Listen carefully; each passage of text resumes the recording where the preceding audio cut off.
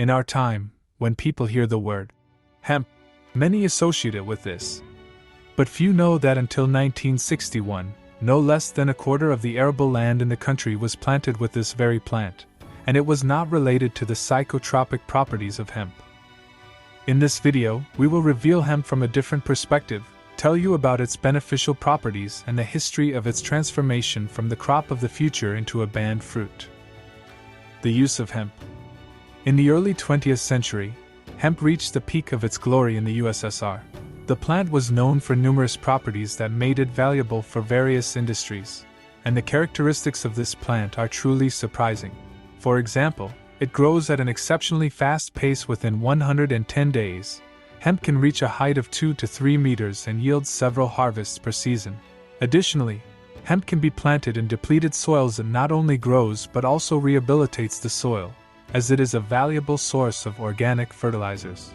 It contributed to the growth of earthworms that enrich the soil, making it more fertile. Let's consider the main areas of hemp utilization and its properties. First, medicine. In many ancient medical books, hemp occupies an honorable place. The list of diseases for which hemp is effectively used includes, according to modern data, multiple sclerosis, cancer, AIDS, glaucoma, depression, epilepsy, migraines, asthma, severe pain, dystonia, and several dozen other illnesses. Second, nutrition. From this plant, numerous dishes can be prepared, for example, porridge. For instance, hemp porridge does not contain psychoactive substances. Hemp seeds are a source of valuable oil, containing high levels of vitamins and minerals, as well as omega-3. Hemp improves the condition of the skin, hair, and nails, contributes to weight loss, and also activates brain function. Third, oil and gasoline. Substitute. From the seeds and stalks of hemp, fuel can be obtained, the combustion of which does not produce sulfur, causing acid rain. Henry Ford's car ran on hemp fuel. Some diesel engines can still run on hemp oil. Fourth, construction materials. Hemp was used in construction to create boards, panels, lightweight partitions, cladding panels, and insulation materials. They were lightweight, strong, and resistant to moisture, mold, and fire. In the 30s and 40s of the last century, Henry Ford presented a hemp car model. Soon after, analogues of polyethylene, cellophane, and plastics with different characteristics were produced from hemp, ranging from flexible to extra strong. Fifth, paper. Hemp fibers had high strength and durability, making them an ideal material for producing high-quality paper. It was smooth, tear-resistant, and had excellent whiteness. It was used for creating books, magazines, banknotes, documents, and other printed materials. By the way, did you know that the first wrapper for the Alenka chocolate bar was made from hemp? Sixth, fabric. Fiber. Hemp fiber is highly resistant to rot and has been historically used for ropes, sacks, and nets. It is several times stronger than cotton and far more eco-friendly. In the past, cotton was natural, but modern cotton is treated with chemicals so that the fibers fall off the bale by themselves. Additionally, cotton only grows in warm climates and requires extensive water resources, while hemp requires less water and is less demanding, and it yields 3 to 4 times more than cotton. The fabric is elastic, lightweight, and durable, with good thermoregulation and breathability, making it an excellent choice for clothing production. Importance. For better understanding of the importance of this plant at that time, take a look at the coat of arms of the Holstovskaya settlement in the Mordovian USSR and the coat of arms of Epiphany. All of them celebrated the production of hemp fabrics. Or take the Friendship of Nations fountain at Vdnkh. What do you see? Wheat ears, sunflowers, and what else? It might not be obvious to you, but it's hemp. There are many other examples showing the importance of this plant at that time. Many citizens of the USSR believed that hemp was the crop of the future. It was thought that it could become a primary source of goods that would enable the Soviet Union to become an economic superpower.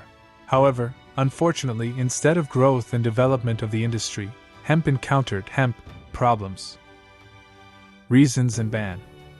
The prohibition of such a worldwide star may seem illogical, doesn't it? However, there were several reasons for it. To begin with, international politics played a significant role. In 1961, the USSR joined the International Drug Control Conventions, which imposed restrictions on the cultivation and use of hemp. This is because the plant contains a substance that possesses psychoactive properties and can be used in the production of narcotics. The second reason for the prohibition of hemp was the rise in the number of drug addicts. At that time, there was a significant increase in drug consumption in the country, particularly among the youth. The authorities were concerned that hemp could become a primary source of narcotics and pose a threat to society. The third reason for the prohibition was associated with commercial interests. Some representatives of the textile and chemical industries became interested in the development of synthetic materials. According to them, the use of hemp as a natural fiber source could threaten the profits of their businesses. Consider this: 1 hectare of hemp is equivalent to 4 hectares of forest. This, of course, did not sit well with those involved in logging. How did the oil magnates and synthetic material producers respond to the fact that hemp could be a source of fuel and plastic materials? Hemp-based fuel and plastic materials are more environmentally friendly, and these industries sought to remove their competition. An example of this would be the company DuPont, which actively developed threads and paper bleachers from 1900 to 1930. Their main concern was the hemp market, which occupied millions of hectares. They worked tirelessly to tarnish hemp's reputation. They began exclusively calling it marijuana, and the press wrote about its harmful effects.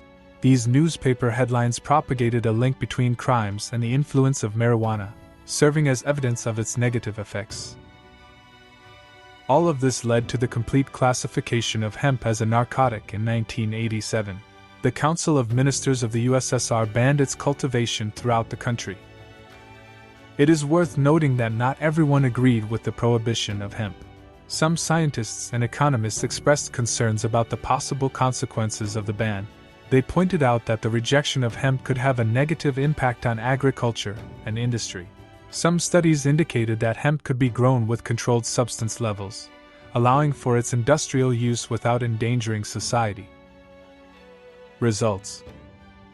In the end, the history of the hemp ban was linked to international politics, the drug addiction problem, and commercial interests. Many countries are now reassessing their approach to this plant, evaluating its benefits and potential for development.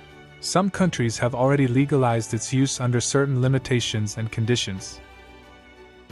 We can only speculate about what might have been if hemp continued to be used on an industrial scale. It may have been a wise move, or maybe not. The future of hemp is yet to be seen, but it's safe to say that the plant has the potential for positive change.